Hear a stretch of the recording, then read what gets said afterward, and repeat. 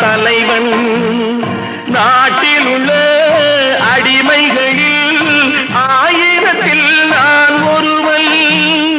மாளிகையே அவள் வீடு, மரக்கிளையில் என் கூடு, பாடுவதே என் பாடு.